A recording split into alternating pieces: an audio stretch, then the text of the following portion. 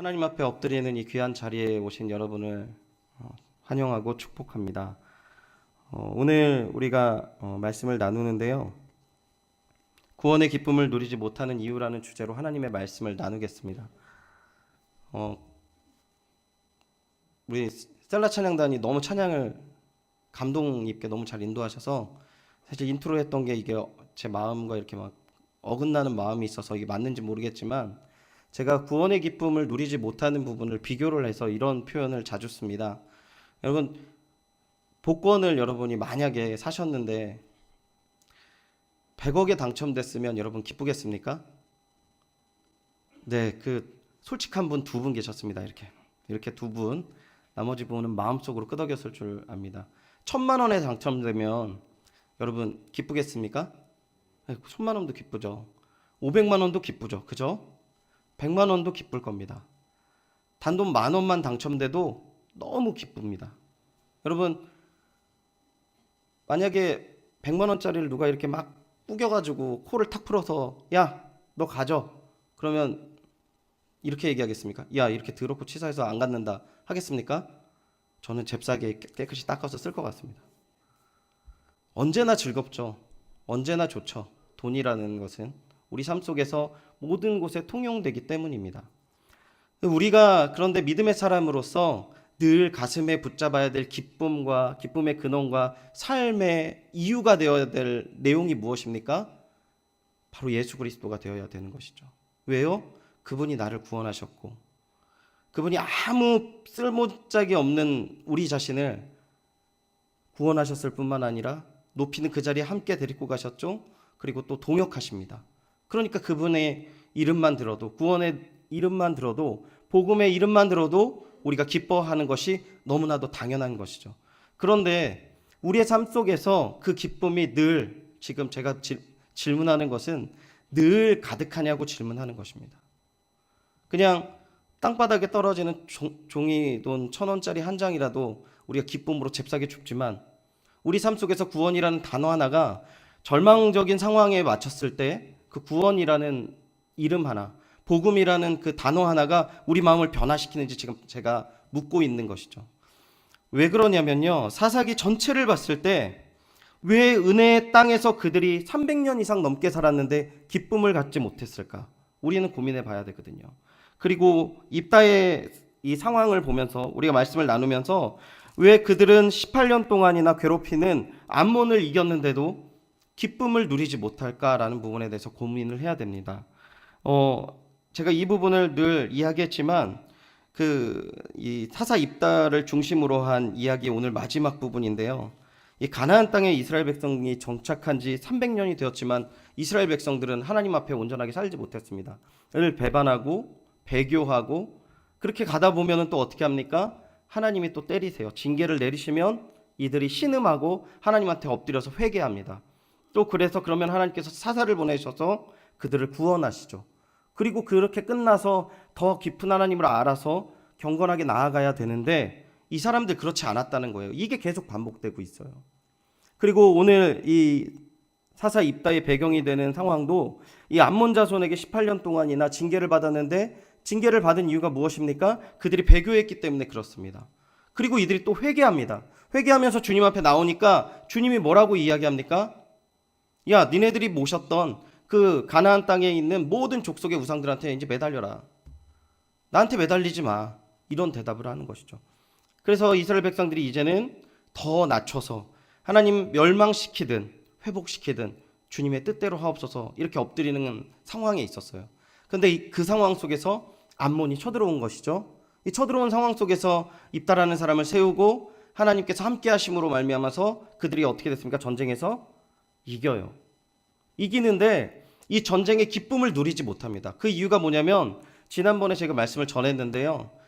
입다의 딸로 인하여서 입다의 소원으로 인하여서 그들이 기쁨을 누리지 못하죠. 그런데 그 모든 가운데서 하나님께서 주시는 메시지가 무엇입니까? 입다의 딸처럼 하나님의 은혜와 사랑들을 아는 사람, 하나님을 아는 사람들은 어떻게 돼야 됩니까? 이해할 수 없는 하나님의 뜻 가운데 순복하며 나아갈 수 있도록 하나님께서 붙잡아 주시고 순복하게 하시는 그 은혜를 붙잡아야 된다라고 말씀드렸습니다. 쉽지 않은 것이죠. 근데 분명한 것은 하나님께서 계속적으로 그런 메시지를 보냅니다. 그리고 그 원인에 대해서 하나님에 대한 무지라고 제가 말씀드렸습니다.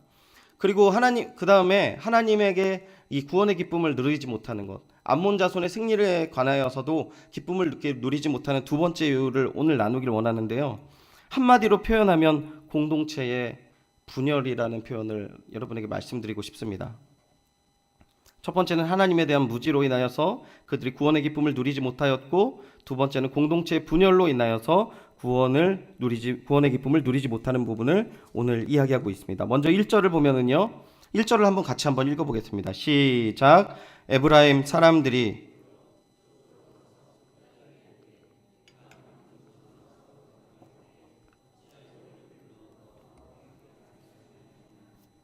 우리가 반드시 너와 내 집을 불사르리라 하니, 에브라임 사람이 전쟁이 끝나고 나서 입다에게 따지러 왔습니다. 뭐라고 합니까?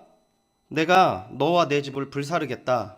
지금 이 표현이 얼마나 잔인한 표현이라고 생각이 들어야 됩니다. 왜냐하면 입다의 딸은 지금 번제를 드렸기 때문에 그렇던 거죠. 이 지금 말은요, 하면 안 되는 말이었어요. 근데 이렇게 심한 말을 하는 이유가 무엇이었습니까? 에브라임 사람들이 내가 암몬과 싸우러 건너갈 때 어찌하여 우리를 불러서 너와 함께 가지 아니하였느냐라고 따지고 있는 거예요. 왜 이 거룩한 전쟁에 너희들만 참석해서 왜 우리에게 영광을 나눠주지 않느냐, 이렇게 따지는 거죠. 근데 이 말이 맞습니까? 2절 3절을 보면은요, 2절 보니까 입다가 그들에게 이르되 뭐라고 합니까? 나와 내 백성이 암몬 자손과 크게 싸울 때에 내가 너희를 불렀습니다. 불렀는데 이 사람들이 어떻게 해요? 너희가 나를 그들의 손에서 구원하지 아니한 고로 오지 않았다는 거죠. 그 어려운 상황을 맞이했다는 겁니다. 너희 손이 꼭 필요했는데, 그래서 너희한테 부탁했는데 너희 오지 않았어. 이렇게 대답을 하는 것이죠. 3절에 계속 이야기합니다. 나는 너희가 도와주지 아니하는 것을 보고 좌절하지 않고 나아갔다라는 거죠. 더 열심히 싸웠다. 그런데 그런 상황 속에서 하나님께서 암몬에게 승리를 주셨다. 이 전쟁에서 이렇게 이야기하는 것이죠. 그래서 마지막에 뭐라고 이야기하냐면, 너희가 그런데 어찌하여 오늘 내게 올라와서 나와 더불어 싸우고자 하느냐, 이렇게 반문하고 있는 겁니다. 너희들이 한 것도 없고 너희들의 말은 거짓말인데 왜 갑자기 나한테 싸우러 온 거지? 너희들 왜 그런 거지? 이렇게 반문하는 겁니다. 지금 이 내용을 통하여서 지금 동일한 비슷한 내용이 뭐냐면, 암몬 자손이 올라와서 싸움을 걸었을 때 똑같은 내용이었어요. 거짓으로 그들이 쳐들어 올라온 것처럼 이 에브라임도 거짓으로 쳐들어왔다는 것을 지금 입다가 이야기하고 있습니다. 그리고요, 더 나아가서 이 에브라임의 모습은 사사기 8장에 기드온 시대에서도 자신들을 홀대했다고 기드온에게 따졌던 모습과 또한 비슷한 모습을 보일 수 있습니다. 그런데 기드온 시대와는 다랐던 것은 무엇이냐면, 에브라임은 함께 전쟁을 치루었습니다. 그러니까 자기의 공이 제일 크다라고 인정받기 위해 했던 것인데, 그리고 기드온도 당시에는 300명의 인원으로 적의 수장을 쫓고 있었던 상황이었기에 기드온도 좋은 말로 마무리할 수 있었지만 입다 상황은 전혀 달랐어요. 왜냐하면 전쟁이 끝났거든요. 그리고 모든 지역을 빼앗아 승리한 이후에 돌아온 상황이었고, 에브라임은 아예 출병조차 하지 않고 지금 올라온 상황인 것입니다. 그러니까 좀 다른 거죠. 공동체의 그 하나됨을 깨뜨리는 가장 핵심이 무엇인가, 에브라임이 왜 이랬던가 보면은요, 욕심이라는 것입니다. 그 18년 동안 암몬에게 이렇게 이스라엘이 전체가 고난을 받죠. 다 뺏기죠.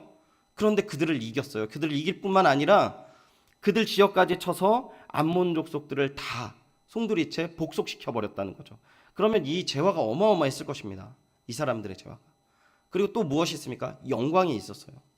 이 에브라임은요, 이 부분에 대해서 자신은 자격이 없는 사람들인데 이 영광과 재물을 소유하고 싶었던 것이죠. 그러니까 지금 4절을 보면 더 심각한 표현을 이 에브라임이 하는데요. 제가 읽어드리겠습니다. 입다가 길르앗 사람들을 다 모으고 에브라임과 싸웠으며 길르앗 사람들이 에브라임을 쳐서 무찔렀으니 이는 에브라임의 말이 너희 길르앗 사람은 본래 에브라임에서 도망한 자로 에브라임과 므낫세 중에 있다 하였음이라. 아멘. 이 의미가 무엇이냐면요, 너희는 그것을 소유할 자격이 없어, 이렇게 얘기하는 거예요. 그냥 쉽게 얘기해서 조금 이따가 더 자세하게 말씀드리겠습니다. 이들이 욕심을 갖고 그들에게 나왔고 그들의 영광과 재물을 빼앗으려 나왔습니다. 욕심을 제어하지 못하면 어떻게 됩니까? 야고보서 1장 15절에 뭐라고 나와 있냐면 욕심이 잉태한즉 죄를 낳고 죄가 장성한즉 사망을 낳느니라 라고 얘기해서 파멸을 이야기하고 있습니다.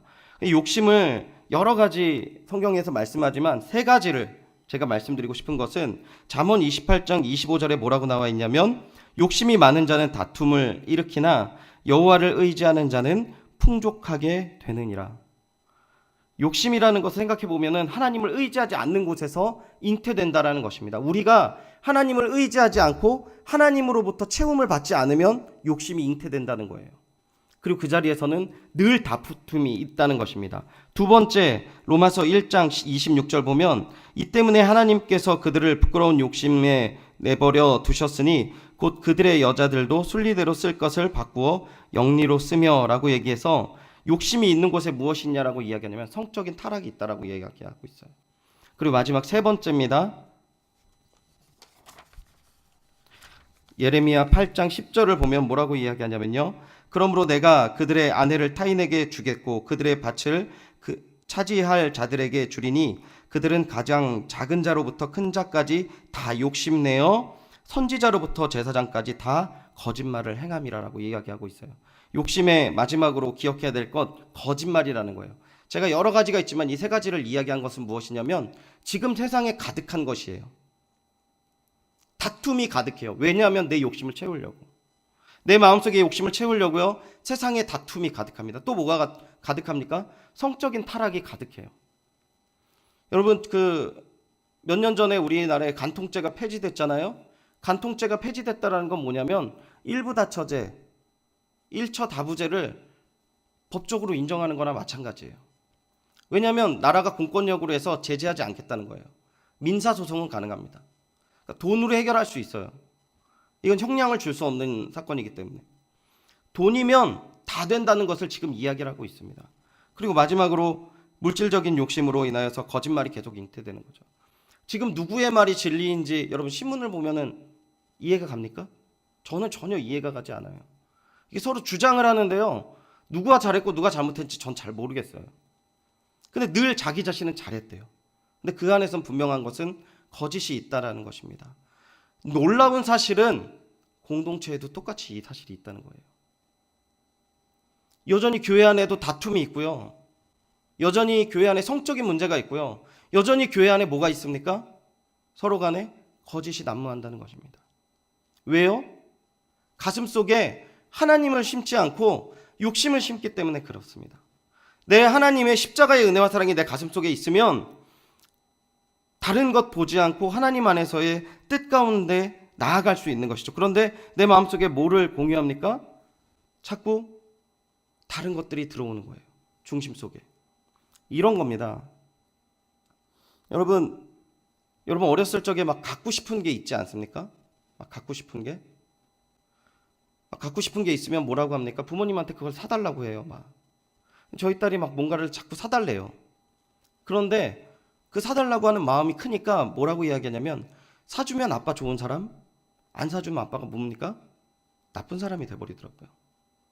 여러분은 어떻습니까? 여러분은 하나님 앞에 내 욕심대로 구했을 때 하나님이 구해주시면 능력 있고 좋은 하나님이고 구해주시지 않았으면 나쁜 하나님이 아닙니까? 내가 기분 나쁜 사람으로 인하여서 예배의 자리로 인하여서 막 그 사람으로 인해서 분노하고 예배가 안 돼요. 그런 경험 없으셨어요? 저만 있는가 봅니다. 근데 왜 그런지 아십니까? 내 욕심으로 그 사람에 대한 미움을 마음속에 잡고 있기 때문에 그렇습니다. 내 마음속에 예수 그리스도의 십자가를 잡는 순간 중요한 것은 그 마음은 작아진다는 사실 여러분 꼭 기억하시기 바랍니다. 욕심은요, 내가 소유하지 말아야 될 것을 소유할 때 생기게 된다는 사실 잊지 않으시기 바랍니다. 그리고 그 욕심이 있을 때 어떻게 됩니까? 공동체가 분열할 수밖에 없어요. 하나님에 대한 지식이 없어서 공동체가 분열되고 기쁨을 누리지 못하는 것처럼 구원의 기쁨과 은혜와 감격을 내 마음속에 집지 못하면요, 계속 그렇게 흘러갈 수밖에 없다는 것이죠. 두 번째 우리가 살펴본 것은 4절인데 4절 제가 읽었지만 한 번 더 읽어보도록 하겠습니다. 4절입니다. 시작. 입다가 길르앗 사람을 다 모으고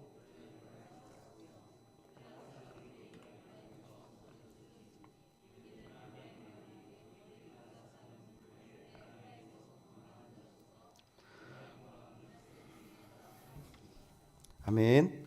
왜 그들이 공동체를 찢고 있습니까? 깊은 착각에 있어요. 무슨 착각이 있냐면 하나님이 주신 것이 아닌데 니네들이 받았다고 생각을 하는 거예요.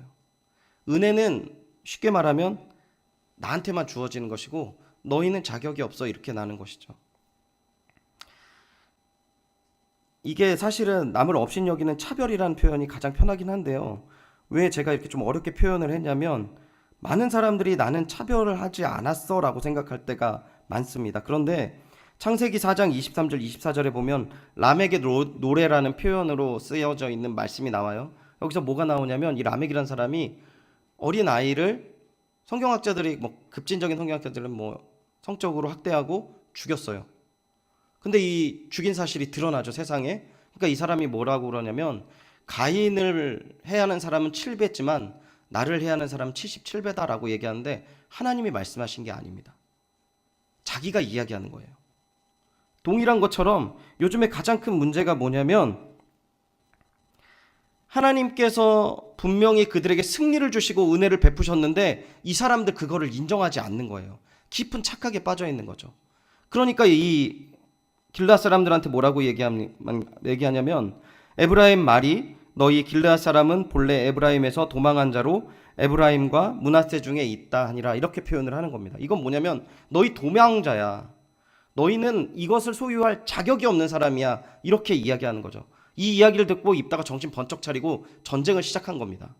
그런데 이 부분에 대해서 조금 더 여러분 쉽게 표현을 하자면, 여러분 승리의 기쁨을 나누고 공유하지 못하는 이 모습이 어떤 모습이냐면요, 많은 사람들이 지금 대화를 나눌 때 이런 겁니다. 그러니까 나의 낙담과 그 비판을 같이 공유할 때 기쁨을 누리고요, 막 은혜를 얘기할 때 공유를 누리지 못해요.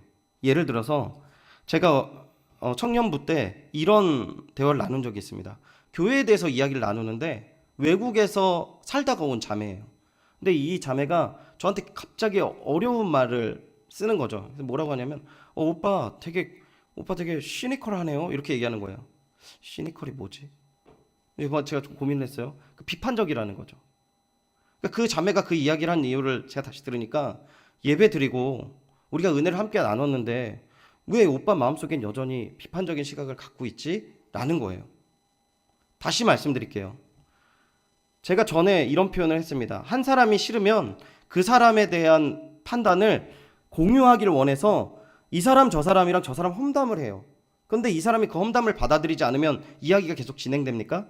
진행되지 않죠. 그런 것과 마찬가지로요, 지금 이단들이 이렇게 사람들을 이렇게 미혹을 할 때 가장 많은 방법을 쓰는 방법이 뭐냐면 공감을 해줘요. 근데 그 공감해주는 방법 중에 가장 중요한 게 뭐냐면 비판하는 거에 같이 공감을 해주는 거예요. 나 상처받았다는 말에 충분히 상처받을 수 있겠구나, 그런 거는 너무 열받겠구나, 이렇게 나오는 거죠. 그러면 마음을 자꾸 연대요. 마음을 열고 그럼 그 다음부터는 이제 기브 앤 테이크인 거죠. 이 사람 비판하는 걸 받아들이기 시작하는 거예요. 그래서 공유하는 겁니다. 여러분, 이 부분에 대해서 우리가 다시 한번 교회를 돌아와서 한번 생각해 봐야 될 건 뭐냐면 지금 6절에 보면은 에브라임에서 온 사람이 4만 명이 넘어요. 4만 명 넘는 사람들이 거짓말을 하면서 저 사람들의 영광과 재화를 우리 거다라는 것을 다 동의했다라는 사실이에요.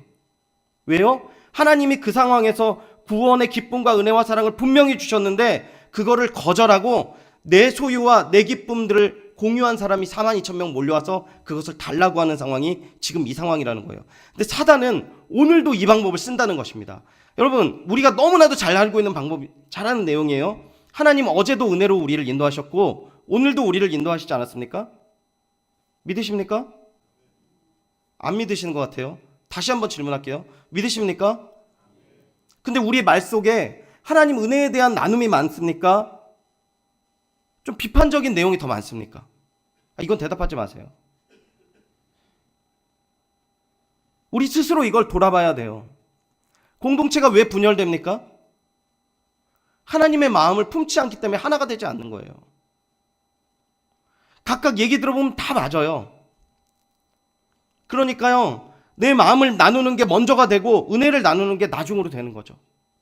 지금 오늘 이 사실, 입다가 18년 동안에 있었던 암몬을 물리치고 이스라엘을 구원한 이 사실, 전 이스라엘 사람들이 기뻐하고 축하해주고 나와야 되는데 4만 명이 넘는 애들이 나와서 뭐 하고 있습니까? 은혜가 아니라 니네들 잘못한 거야 라고 얘기하는 거예요 지금. 그런데 오늘도요, 교회가 왜, 공동체가 왜 약화됩니까? 점점 하나님의 은혜가 명확하게 임했음에도 불구하고 우리가 그 은혜를 마음에 품지 않고 뭐를 마음에 품어요? 내 마음만 마음에 품는 거예요. 내 마음속에 걸림이 있으면요 나가지 않아요. 제가 저희 교회보다 조금 더 큰 공동체에 있었을 때 너무 일을 잘하고 너무 그 공동체의 리더급이었던 지체들이 있었는데 대화를 하다가 딱 틀어진 거예요. 선생님 이거 잘못하셨어요? 근데 그 다음에 이 선생님이 안 나와요. 2년 반 동안 저한테 말을 안 걸더라고요. 전화를 해도 받지도 않고 문자를 해도 받지 않고. 이 선생님이 교통사고가 나서 제가 그때 선생님 어떻게 괜찮으세요? 그러니까 그때서야 마음이 풀어져서 저한테 대화를 하는 거예요. 그리고 쭉 이야기합니다. 그런데요 그 사람이 신앙생활 잘 못하는 줄 아세요? 너무 잘했어요. 왜요? 목사들 많으니까. 난 너랑 얘기 안 해. 얘랑 얘기하면 돼. 얘랑 얘기하면 돼. 여러분 이해 가십니까? 지금 교역자와 성도 간의 관계를 얘기했는데 성도와의 관계는요? 내가 불편한 사람들 여러분 사랑하고 은혜 나누고 품으십니까? 그럴 수 없어요. 이거는요 지금 말씀드린 거 여러분 비난하기 위함이 아니라요 우리의 영적인 부분을 이 사단이 이렇게 우리를 치고 들어온다는 사실이에요. 이렇게 우리를 깊숙이 치고 들어와서 그것 봐 이건 아니라니까. 야 은혜 받았어. 좋아. 맞아. 근데 이 문제는 어떻게 할 거야? 쟤는 어떻게 할 거야? 이렇게 나오는 거예요. 그리고 그 문제 해결하지 못하면 어떻게 됩니까? 하나님의 은혜가 아니라 전쟁이 일어나는 것이죠. 찢어지는 거죠. 멸망하는 것밖에 남지 않았습니다. 우리의 욕심과 우리의 마음속에 있는 위로받기 위한 그 마음 하나가 결국 이런 현상을 만들어 놓는 것이죠. 그럼 이런 상황 속에서 어떻게 우리가 어려움을 이겨나가야 되는 것입니까? 우리 5절을 같이 한번 읽어보도록 하겠습니다. 5절입니다. 시작. 길르앗 사람이 에브라임 사람보다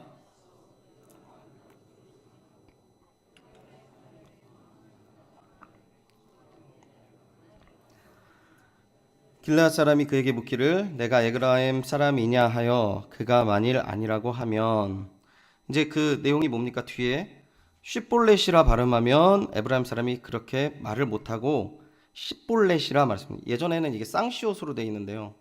구분하기가 어렵습니다. 저도 정확하게 이 발음을 차이나긴 할 수는 없어요. 그러니까 많은 분들이 이 부분을 표현해서 그러더라고요. 경상도 분들이 쌀이라는 발음 잘 못한다고 살 이렇게 하신다면서요? 절대 비하하는 건 아닙니다. 제가 아무도 긍정하지 않기 때문에 여긴 경상도 분이 안 계신 걸로 알겠습니다. 발음으로 인하여서 구분해서 그들을 몰아냈다라는 것이죠. 먼저 우리가 첫 번째 생각해야 될 건 뭐냐면 이 암몬 족속과의 대화, 암몬 자손의 왕과 입다의 대화 속에서도 그들이 깨달았던 건 뭐냐면 전쟁을 해야 된다는 걸 알은 것처럼 지금 4절에서 너희들 도망자라 라고 얘기했던 에브라임 이야기를 들었을 때 이 사람들 결정을 했어요. 대화를 통해서. 대화로 안 되는구나 얘네들. 그럼 어떻게 됩니까? 몰아내야 된다라는 사실이에요. 여러분 몰아내야 될 부분들을 몰아내는 것입니다. 제가 말하는 거는 오해하지 마세요. 사람을 쫓아내야 된다는 표현이 아니라 내 마음속에 이러한 마음들은 몰아내야 됩니다. 이러한 마음들을 여러분 계속 품고 있으면요 주님 바라볼 수가 없어요. 여러분 구원의 기쁨과 감격을 어떻게 누려요? 우리가 잠깐만 등을 돌리고 잠깐만 눈을 돌리면 세상 사람들은 계속 그러는데요. 너는 존중받을 만해. 네 말은 틀린 것이 아니야. 계속 이렇게 우리에게 속삭이거든요. 그런데 어떻게 그럴 수 있습니까? 십자가를 붙들지 않으면 이거는 해결될 수 있는 문제가 아니에요. 이거는 철저하게 영적인 싸움으로 해서 이겨내야 되는 문제라는 것이죠. 전쟁을 해야 됩니다. 그럼 어떻게 해야 됩니까? 명확하게 구분할 수 있는 기준을 우리가 갖고 있어야 된다는 것이에요. 발음으로 인하여서 그들이 에브라임 사람인지 아닌지를 지금 입다와 길르앗 사람들이 구분해서 그들을 쫓아내고 있는 장면을 이야기하고 있는데요. 지적으로 우리가 채워져야 됩니다.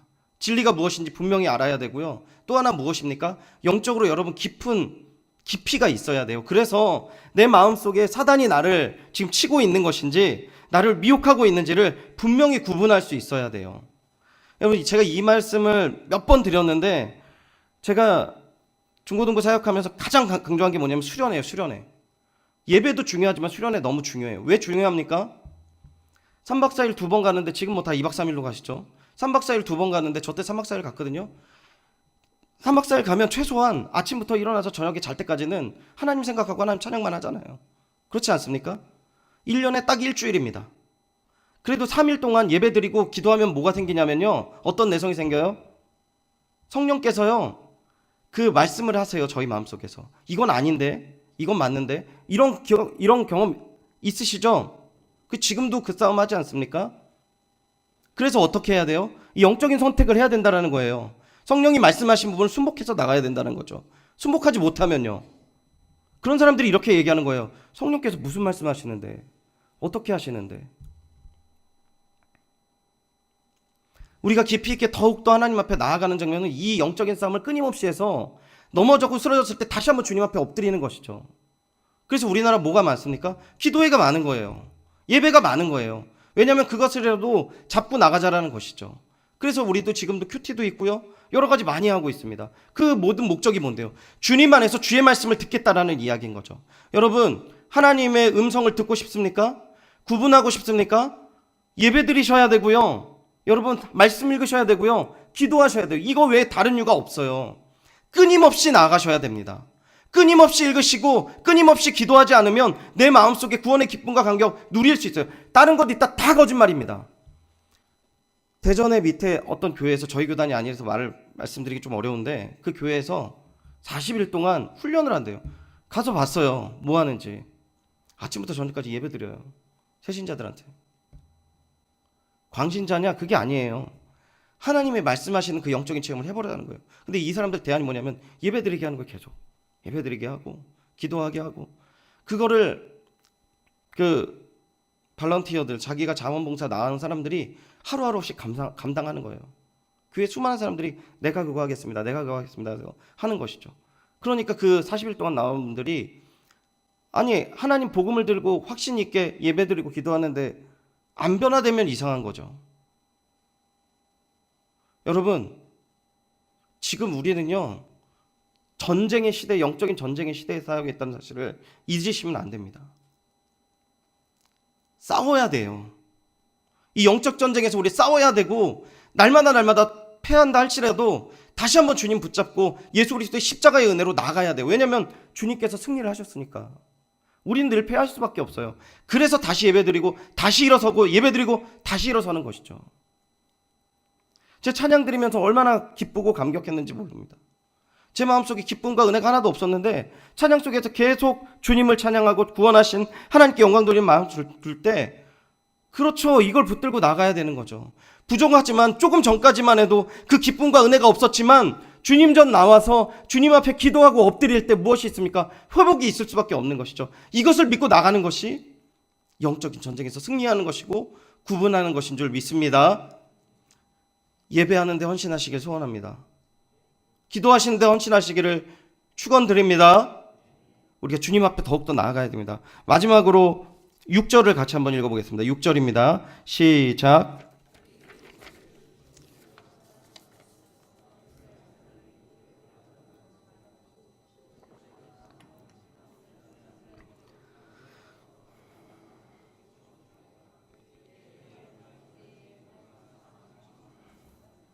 아멘. 여기서 가장 중요한 표현이요, 요단강 나루터에서 죽였더라, 이 표현입니다. 요단강 나루터라는 표현이 가장 중요합니다. 42,000명이 아무런 힘도 못 쓰고 도망가다가 죽임을 당해요. 그러면 입다가 에브라임을 공격했으면 이겼을까요, 졌을까요? 충분히 이길 수 있습니다. 이들의 사기, 이들의 싸움을 했던 경험으로 충분히 이길 수 있습니다. 그런데 그들이 어디에서 멈췄냐면 요단강 나루턱에서 멈췄다는 사실을 여러분 꼭 기억했으면 좋겠습니다. 여기가 뭐냐면 이 에브라임과 길르앗의 경계예요. 하나님께서 분명히 남의 지경을 넘지 말라고 했거든요. 이 길르앗이 이 넘지 않고 요단강 나루터까지 쫓아서 전쟁을 끝마쳤습니다. 굉장히 지혜로운 것이죠. 우리가 싸움을 하지만 중요한 것은 하나님의 말씀이 가라고 하는 그 곳까지만 가면 되는 겁니다. 더 갈 필요는 없어요. 하나님 말씀 속에 순복하는 순복이 기본적으로 되어 있지 않으면 영적인 전쟁에서 승리한 이후에 뭐가 생기냐면요, 교만함이 생기게 되죠. 하나님의 말씀을 어기기 시작하는 거죠. 하나님보다 더 앞서가기 시작하는 겁니다. 그래서 우리가 항상 사역과 모든 일들을 앞두고 늘 이 기도를 해야 됩니다. 주님, 주님보다 앞서지 않게 해주십시오. 주님, 주님보다 내가 더 교만하지 않게 해주십시오. 늘 이 마음을 가져야 돼요. 하나님을 업신여기는 사람들이, 귀한 사역을 감당했던 분들이요, 나중에는 자신의 사역을 돌아보면서 자랑하면서 얼마나 많이 넘어지는 모습을 너무 많이 봤습니다. 우리는 분명히 하나님이 가라고 하시는 거기까지만 가면 되는 것입니다. 더 나갈 필요 없어요. 더 많이 일을 벌릴 필요도 없고, 하나님이 말씀하지 않는 것까지 우리가 굳이 뭔가를 한다고, 우리가 더 한다고 할 필요가 없어요. 그 바벨탑밖에 될 수밖에 없고 하나님을 업신여기는 것밖에 될 수 없다는 사실 여러분 꼭 기억하시기 바랍니다. 그랬을 때 어떻게 합니까? 그들에게 평안이 주어지요. 중요한 것은 이러한 전쟁을 치르고서도 이들은 결국 그 기쁨을 누리지 못한다는 사실을 여러분 꼭 기억하시기 바랍니다. 구원의 감격과 은혜가 있었지만 이들은 그것을 누리지 못해요. 단 6년만 입다가 치리하고 입다가 죽어버립니다. 오늘 우리가요, 하나님의 은혜와 평안을 누려야 될 것이고 부족한 것들이 채워져야 되는데, 이 채워지기 위해서는요, 우리의 마음을 다시 한번 주님 앞에 내어드리고 주님께서 우리의 주인이 되시고 왕이 되셔야 하는 줄을 믿습니다.